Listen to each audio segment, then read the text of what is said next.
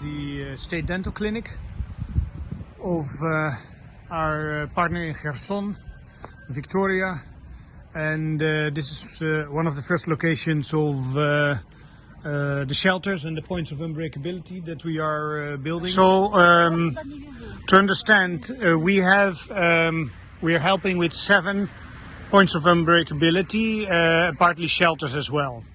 And they're pretty concentrated. So what you see, one shelter is over there. That's I would say number 1.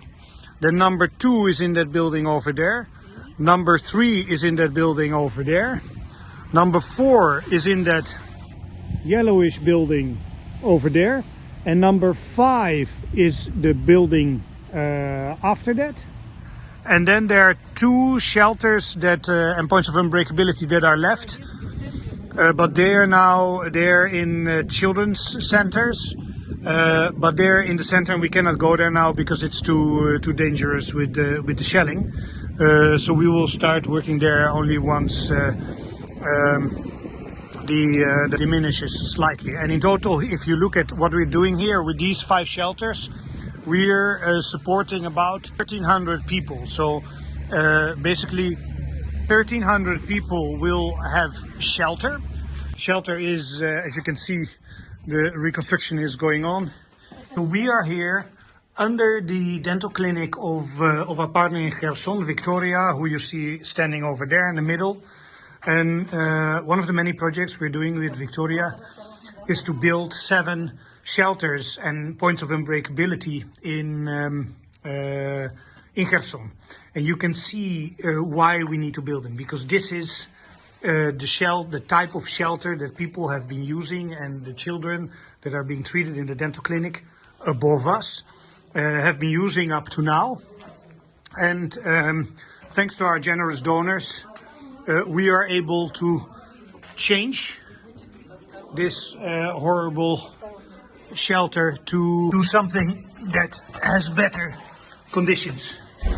So the money of our donors goes to creating the conditions, more or less normal conditions for a bomb shelter, with a toilet and so on. So there's one room over here. So in about 2 weeks it will be finished and we'll be ready to install furniture here. So this is one room, and this is the other room. And then if we go here, you can see why a bomb shelter is needed. You see a lot of destruction around. So Wouter just asked, let's say, how often people need to use the shelters. And the answer of the ladies is that sometimes for 24 hours you don't need to use the shelter, and sometimes you're in the shelter for 24 hours. So here we see another shelter. This is a shelter under a apartment building, a big apartment building. So Victoria is explaining that together with us, with Lifeline Ukraine, we try to help those projects, or we try to get involved in those projects where the local civilians are also active. And the lady you see here in pink is Angela. She's the head of the homeowners association of this building, and in cooperation with them, so with the people who live in this apartment building themselves, we will improve this shelter. These are the conditions under which people try to take cover. And these are families that are using this. So you see here some water, you see some mattresses, blankets, beds, generator, a stove, and so on. But this is how they have to spend many nights when there are attacks. So our job as Lifeline Ukraine is to help these people, to help people like Angela, who's the head of the homeowners association of this building, to help them create some normal conditions, if you can talk about normal in this situation, but some livable conditions for their shelters. You can see here if we go down, or if we go out, this is the shelter for this entire building here. Lena is explaining that the first shelter that we're doing, which is about 500 meters away from here in the dental clinic, it's actually providing shelter for all these people who live around. So not only for the patients of the dental clinic, but also the people who live around here. So building a good shelter with good conditions has a significant impact on the local communities.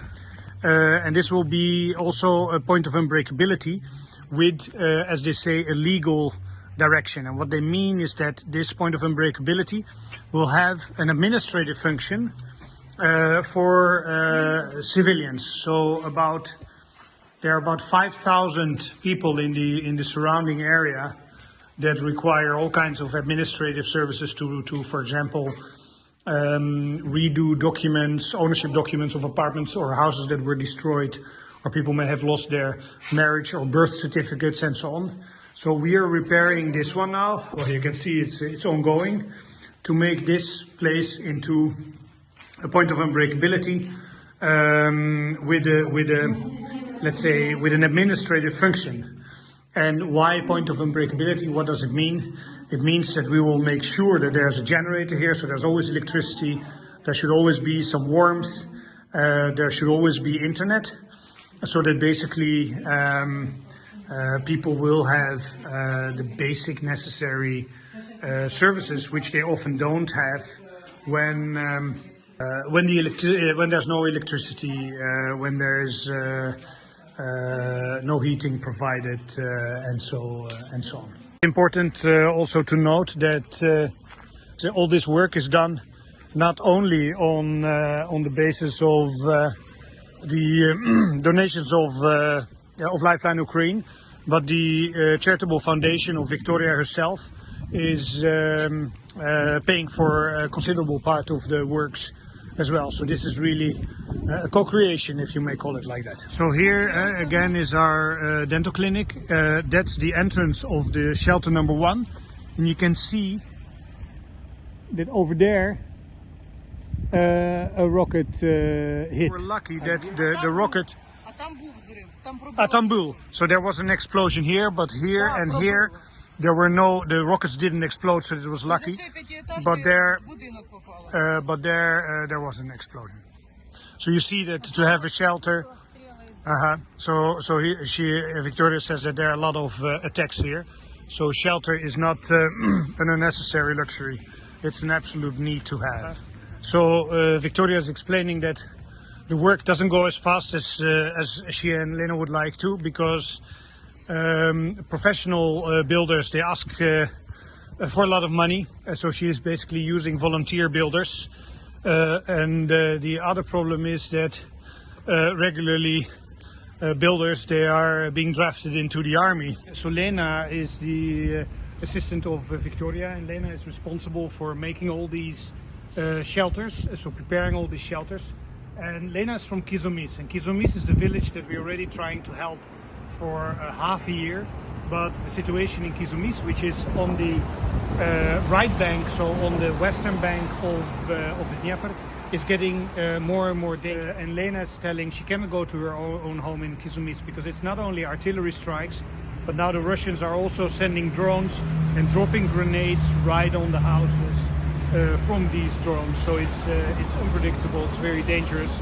And unfortunately, Kizomis is really the community that we want to help already since June this year, but we haven't been able to go there and to do any reconstruction works. We want to reconstruct the medical clinic there and the administrative office of the village, but we are not even. Мы даже туда не можем поехать, да? Нет, вы что? It's even too dangerous just to go there. Если like, вы еще приезжали, то сейчас нет. So Victoria is saying that we went there in June and July, and now it's just too dangerous. Дякуємо країну Нідерландів за допомогу, за вашу підтримку, за ваш внесок в відбудову нашої України. Ми вистоїмо завдяки вашій підтримці, завдяки вашій допомозі ми становимося все сильнішими і сильнішими. Дякую. So, well, and thank you very much, Да. ladies, Вам because Victoria and her very loyal assistant Lena, they're crucial for Lifeline Ukraine to implement our humanitarian work here in Kherson. And thanks to these amazing ladies, already for almost a year we've been able to help Kherson in any way we can. So without these fantastic women who didn't leave, who stayed here, and you can hear the explosions on the background. But Wouter and I are getting a bit nervous, but these ladies have nerves of steel, and they're really heroes. I'm so proud that we are so fortunate to be able to work with these kind of people.